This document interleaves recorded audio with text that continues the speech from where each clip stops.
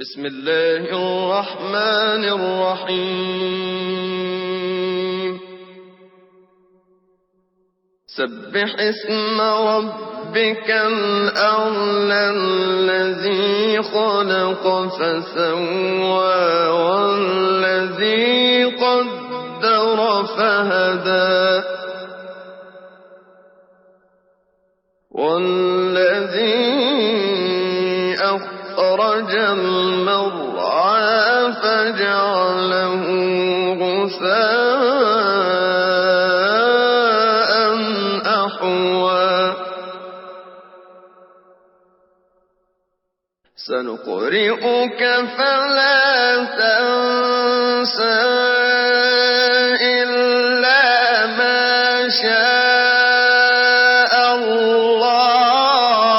الله إنه يعلم الجهر وما يخفى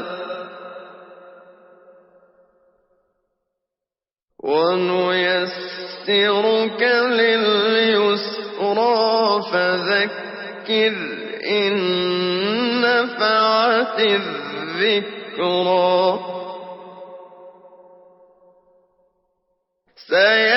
سيذكر من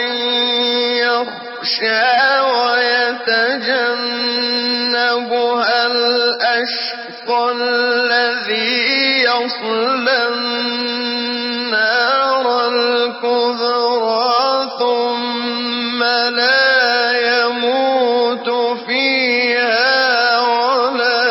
يحيا